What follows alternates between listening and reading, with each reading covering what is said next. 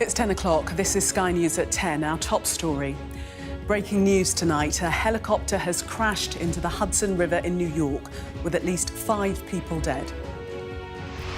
All part of the plan, Donald Trump predicts a bumpy ride following his tariff climb down, but claims that 75 nations are queuing up to strike a deal. We think we're in very good shape. We think we're doing very well. Again, there'll be a transition cost and transition problems, but in the end, it's going to be a beautiful thing. But amidst allegations of market manipulation, US stock market spent another day in the red, even as others around the world recovered losses. Also tonight, as the government fights back against accusations it's watering down the grooming gang's inquiries, the father of a victim tells us his daughter is being let down.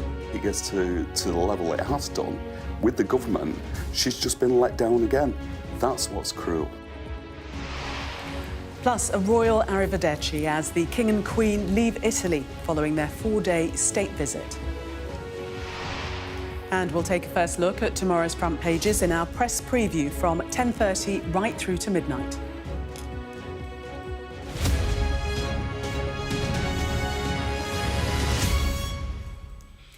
Good evening. We start with breaking news tonight as a helicopter has crashed into the Hudson River in New York with at least 5 fatalities. The fire department says it has units on the scene after receiving a report of a helicopter in the water just after 3 p.m. local time. The New York Police Department says the crash happened in the river near Houston Street and the Holland Tunnel. Our US correspondent David Blevins can tell us a bit more. David. Yes, Gillian, we understand there were 6 passengers on board this helicopter, including the pilot, among them both adults and children, and there are at least 5 fatalities at this time. This appears to have been a tourist helicopter. Of course, they fly routinely over the River Hudson from heliports in Lower Manhattan and New Jersey. Eyewitnesses report hearing a loud bang at around 3:15 Eastern Time. That would be 8:15 p.m. in the UK, and they saw black smoke coming from the aircraft. One reports seeing the blades landing in the water unattached from the aircraft. So that may indeed turn out to be the cause of this tragedy. The Federal Aviation Authority says it's a Bell 206 helicopter that is partially submerged near Pier 40. And as you can see, there is a multi-agency response underway. First responders gathering from both sides of the river, and the National Transportation Safety Board has already commenced an investigation. I can tell you that Grace Meng, who is a Democratic Congresswoman for Queens in New York, has posted that she's devastated to learn about this deadly helicopter crash in the Hudson River.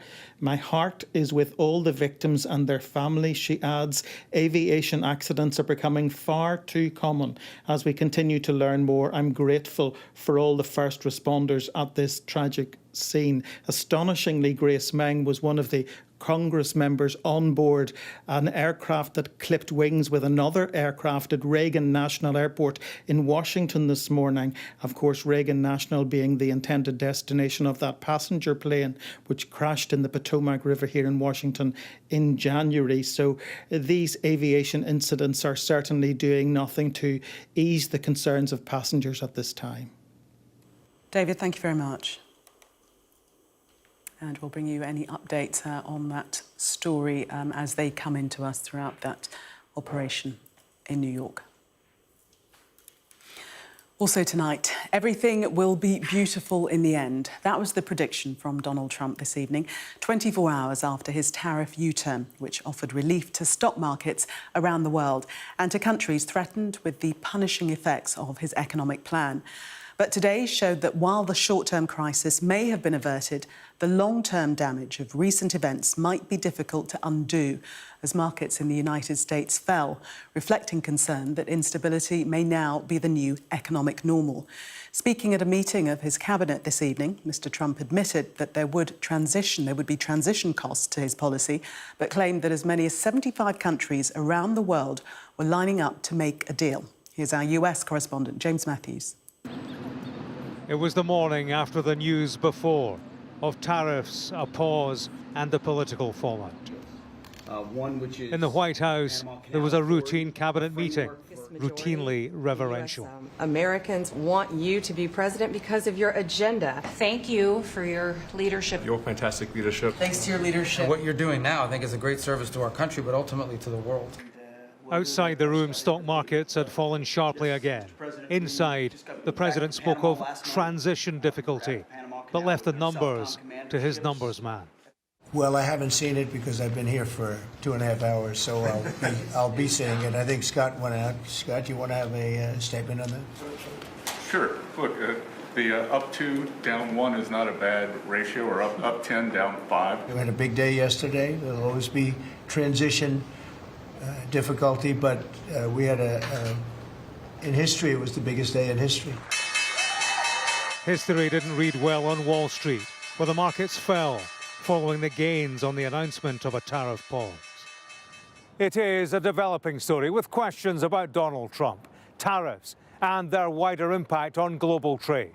But there are questions too closer to home about the tariff bounce in the markets and who benefited. This is Charles Schwab. This was Donald Trump talking profits as the market spiked. He made $2.5 billion today, and he made $900 million. That's not bad, because he's in financials. And hours before announcing his tariff pause, the president had posted on Truth Social, "This is a great time to buy," and he tagged DJT, the stock symbol for Trump Media and Technology Group. On Capitol Hill, there are calls for an investigation into possible market manipulation. What members of Congress, Republican or Democrat, were trading the day before and the morning of the tariff announcement. And I'm very interested in tracking some of the communications and who was communicating with whom. So James Matthews from Sky News. Amidst the Democrat questions, Republicans were smoking cigars. Did people get rich? People close to Donald Trump get rich? Did you get rich? On knowledge. Did you get rich? I'm not that close to Donald Trump. Well, I didn't get rich either. Getting rich in all of this, it's the end game. James Matthews, Sky News in Washington. Well, figures inside the Trump administration have admitted that market turbulence, particularly in the bond markets, did play a part in the president's decision to backtrack. In the wake of that, the US market saw record gains, but lost some of those today as investors concluded that economic instability might be here to stay. With the story of the past 24 hours, here's our business and economics correspondent, Gurpreet Narwan. The bond markets finally blew the whistle on Donald Trump's game of chicken with the stock markets. First, they were down, then they were up. We've had a rout, a U-turn and a rebound. It's all been a bit breathless. So let's take a minute to find our bearings. This is the NASDAQ, one of the key indices on the US stock market. It's technology heavy and it was hammered hardest by Trump's tariffs policy. After his Liberation Day announcement, it sank 4.5% and it continued to plummet over the coming days. The Dow Jones and the S&P 500, well, they've been on a similar journey. Trillions of dollars were wiped off the US stock market in a matter of days. It was the sharpest downturn since the pandemic. And it went on like this for a week before the president finally hit pause on Wednesday afternoon. And he hinted at his plan a few hours earlier, posting on social media that this is a great time to buy. Well, the administration is now facing calls for an investigation into insider trading because of what unsurprisingly followed. Stocks surged, the NASDAQ up 12.16%, its largest one-day jump in 24 years. So some relief in the markets. But by Thursday, the US stock markets were faltering, the NASDAQ giving up some of those gains, a reminder that Trump's tariff agenda is still weighing on markets, and he's done nothing to settle the uncertainty damaging investor confidence. And we can see that playing out in other markets across the world too. The FTSE up sharply on Thursday, but giving up some of those gains by the afternoon. And in China, the Shanghai Composite Index still down 3.9%. Since Liberation Day. And trouble still in the bond markets. They've played a big role here. Investors started dumping bonds at the start of the week, causing yields or government borrowing costs to soar. It was the highest three-day climb since the pandemic. The pressure on Donald Trump became unsurmountable. A U-turn followed. But look at this. bond markets are still circumspect. Yields have come down, but they're still higher than they were a few weeks ago. So the volatility may have eased, but markets are still stressed. This isn't going to be smooth sailing. Well, earlier this evening, I spoke to the real-life Wolf of Wall Street, former stockbroker and businessman Jordan Belfort, who told me countries should come forward and negotiate with the US during the 90-day pause. I'm very glad right now that it looks like most of the world, and I'm sure England's going to be settling with the United States too, and I think England's probably the least of the United States issues. It's China is a really big issue. They have the most out of whack economy that's so export based. They don't import nearly enough, and the stage needs to be reset. And I don't think that's going to be a pretty picture or something that's going to unwind right away. Listen, it took us 40 years to get into this problem. It's not going to resolve itself in 4 days or 4 months. Back here, the markets in the UK may have been calmed by the Trump tariff pause, but the Prime Minister told Sky News today that the risk to the economy here was not over.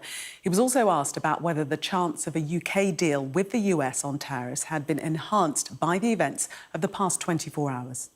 I'm very pleased to see the changes in relation to the tariffs, but the challenge hasn't gone away, and I don't think this is a passing phase. You said a bit earlier in the week you didn't know if a deal could be done to get rid of the 10% tariffs on the UK. Are you any more confident now that that deal could be done with the US? Well, our teams are talking, and we've got good relations. We are calm and pragmatic. The US is our closest partner on defence, security, intelligence, and of course huge amounts of trade. But I'm clear in my own mind that on its own will not alleviate the challenge. It's bigger than that, and that's why we've got to step up and turbocharge our own economy. Our chief political correspondent John Craig is in Downing Street for us tonight. And John, the Prime Minister still seemingly hopeful that he can strike a deal with Donald Trump. The Prime Minister was talking in that interview with our colleague Rob Powell about also talking to international leaders about how we can lower trade barriers across the globe. Yes, you heard him say there, our teams are talking and we've good relations. Now, what the Prime Minister is emphasising again, as he has done earlier this week, is he used that phrase, a changing world. He was making the point that we've already stepped up on defence security with increased defence spending and also doing that in Europe. But he also said we've got to do that now on trade and the economy. It's got to be translated into that, same as on defence and security. He mentioned some examples of initiatives he's taken this week, easing the rules, the targets on electric cars, and also the moves to reopen Doncaster Airport. He might also have mentioned, of course, the big theme park development he's announced, and also moves to go ahead with Sizewell Power Station expansion. But he is talking very much about, and as he put in his words, I want it to be a government that's active, on the pitch, sleeves rolled up. So, measures here in this country to, as he puts it, turbocharge the economy, but also talks with the Americans about a trade deal and talks with other countries as well about, as he puts it, about other trade deals as well. The Chancellor, for example, has been talking to the Indian Finance Minister this week, and there's great optimism about a trade deal with India. So, moves here in this country, but moves internationally as well. But as the PM says, the challenge of the tariffs has not gone away, not a passing phase, a changing world. John, thank you. The government has rejected claims it's watering down inquiries into child sexual abuse. A row has erupted over the 5 local inquiries announced by the government in January. Today, the Prime Minister rejected the criticism and suggested more investigations could be held. But Sir Keir Starmer said he wants to focus on implementing the recommendations of previous inquiries before holding others. Our Home Editor, Jason Farrell, reports. I didn't even know my dad still had this, though. That's why it's a bit weird, looking at it. Scarlett's dad kept multiple files recording what he believed was a failure of agencies to protect his daughter when she was a teenager. She would continually go missing after being groomed and trafficked for sex. 2 years ago, Scarlett waived her anonymity to tell her story to Sky News. But today, Marlon says his daughter is still being failed by a lack of decisive action from the government. My daughter, Scarlett, has been let down by local authority, by the social workers, by the police force, and then when you think it gets to the level it has done with the government, she's just been let down again. That's what's cruel. The political row over grooming gangs was triggered by a few tweets from Elon Musk at the beginning of the year. And it re-emerged after a statement to the House from Jess Phillips was interpreted by many as the government rowing back on a promise to hold 5 local inquiries into grooming gangs. The Home Secretary spent much of this morning insisting the 5 inquiries will go ahead, if not more. The Prime Minister added that more important still is to implement recommendations from the previous independent inquiry into child sexual abuse. We're now implementing the recommendations from the national inquiry, 17 of them we're taking forward. Of course, if there's further local inquiries that are needed, then we put some funding behind that and they should happen. But I don't think that simply saying we need more inquiries when we haven't even acted on the ones that we've had is necessarily the only way forward. The opposition says it will look to force a vote in Parliament to have a national statutory inquiry. We have been trying to get cross-party support. Labour MPs are being heavily leaned on by their whips, by the Prime Minister and the Home Secretary. I don't think that is right, so we're going to force another vote. We'll try and get as many Labour MPs to vote with us, but this is a matter for them. The public will see who is on their side when we have another vote on getting a national inquiry. Home Office Minister Jess Phillips has been holding meetings with backbench Labour MPs to try and reassure them that nothing is being watered down. But the truth is we won't really know the government's full plan on this until a rapid audit that they've commissioned by Baroness Louise Casey comes back in a month or so. The government's statement to the House, timed just before the Easter break, has pretty much ensured this will be back on the agenda when MPs return. Jason Farrell, Sky News. Britain's Defence Secretary John Healey has said plans for a peacekeeping force in Ukraine are real and substantial. He was amongst defence ministers from 30 other countries meeting at the NATO headquarters in Brussels as he addressed the so-called Coalition of the Willing. The group, which does not include the US, will look at each nation's capabilities to support Ukraine's long-term defence and security. Mr. Healey called for allies to put more pressure on Russian President Vladimir Putin to secure lasting peace.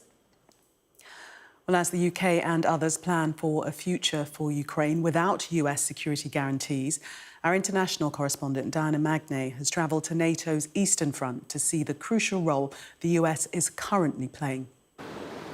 Believe it or not, these posts and the bedraggled bits of wire between them mark the boundary up on the Baltic Sea between Poland on one side and the Russian exclave of Kaliningrad on the other. It's not where the tanks would roll in anyway, not down this thin strip of beach on what's called the Vistula Spit. But it doesn't feel much like the edge of NATO either. It's a bottle of Russian cognac here. It says Stary Königsberg, the old name for Kaliningrad. I love this. This is the border of the EU and the Russian Federation. Trespassers will be prosecuted. You are forbidden to cross. But I mean, it's not very difficult to cross from here into Russia. Further south, Poland is beginning a massive beefing up of its defences. A $2.5 billion project called East Shield to protect its eastern flank. And it's pulling out of an international convention against the use of landmines, just in case it needs them. You might see this border now filled with mines. Do you think that is a good thing? It's definitely not that positive, because it can all turn out differently, so I think it's not good for Poland. I'm convinced that Europe or America, if anything were to happen, will help us 100%. You can see that these missiles are moved to enable. Okay? We are on mission. Right? These missiles are ready to go. Okay? And this is how America does help.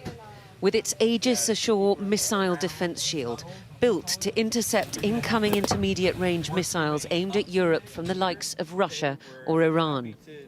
We're on a NATO base in Poland, Open cell 1! at the invitation of the US Navy to see up close how their missile defense shield works. So this plenum hatch will open when they need to fire, and this is where all the exhaust fumes will come out, all the fire. And as you can see from this hatch, the missile is in here. There are 8. Blasts through this black cover and up into space to intercept whatever's coming in.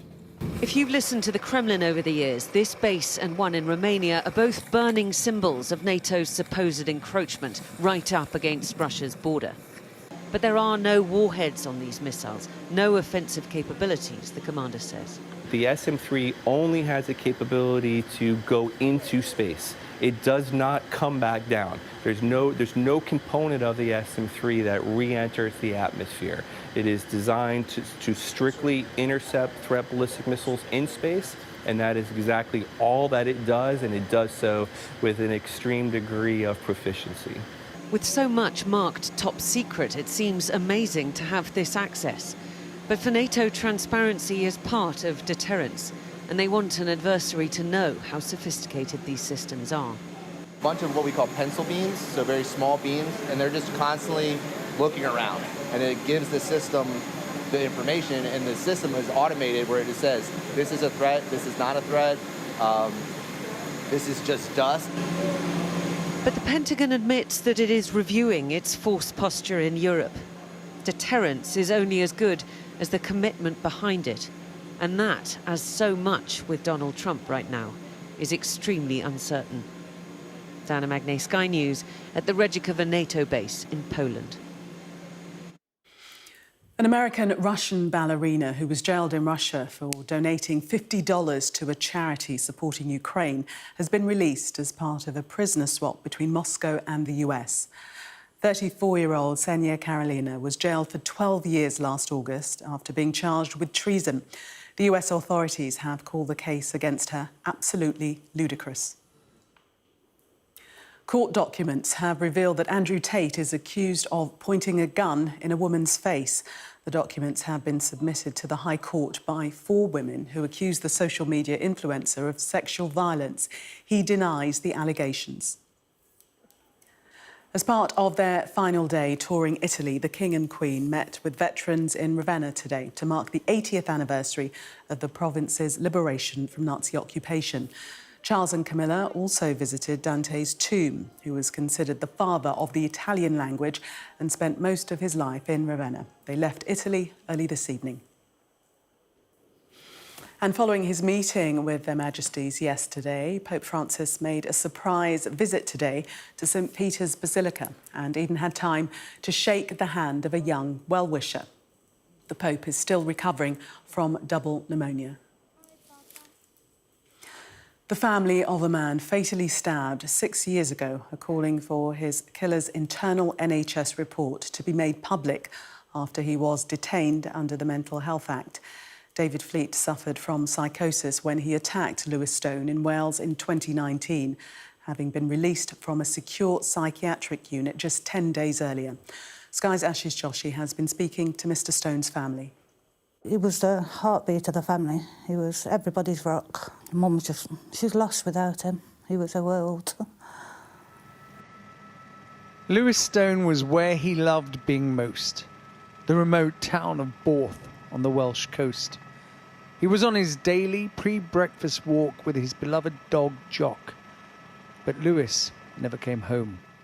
He had been stabbed multiple times and left to die.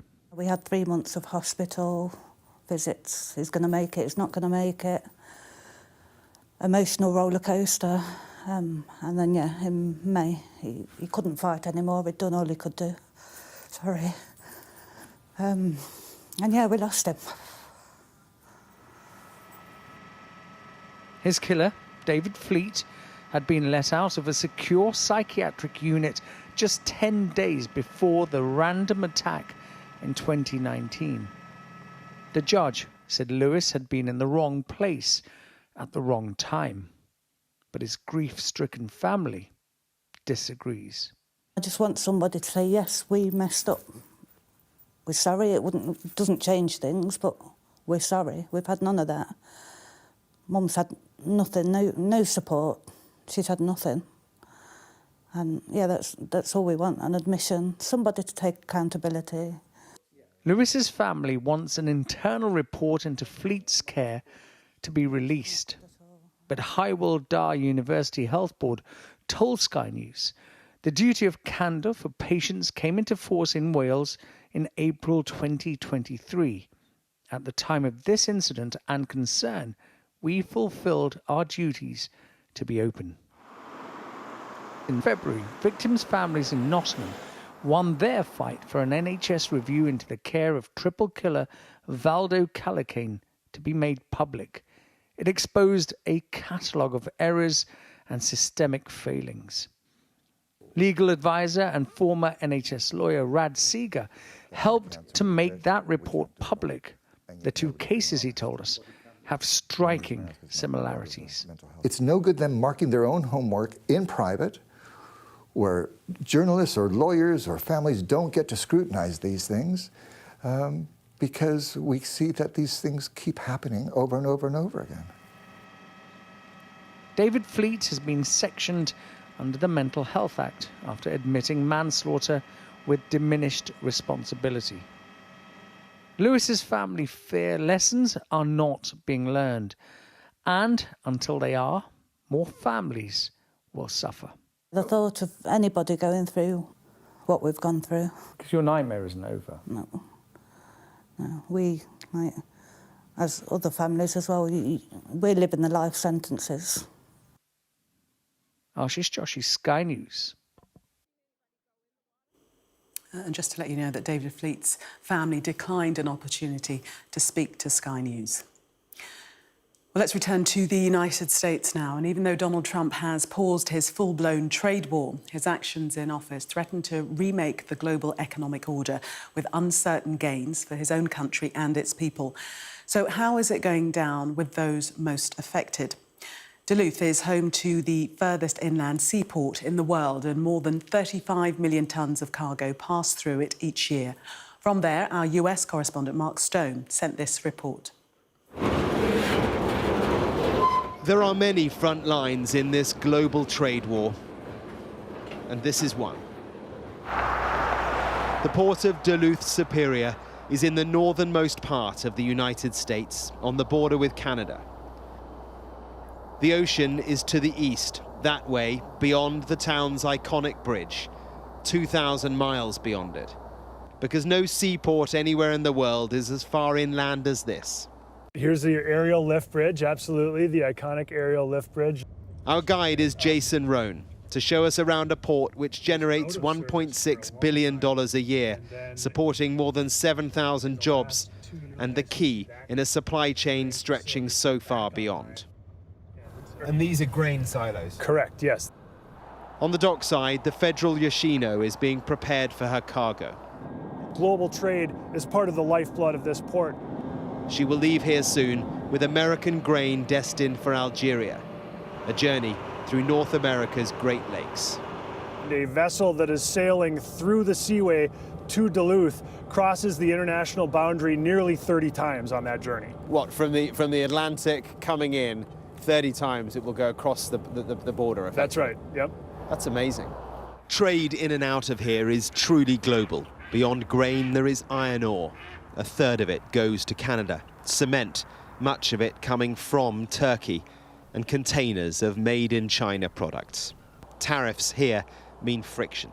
It's certainly a season of more unpredictability than we've seen in the past few years. Which is, I guess, not helpful. There may be opportunities out there, but right now, uncertainty isn't good for business. Unpredictability is problematic for ports and problematic for supply chains.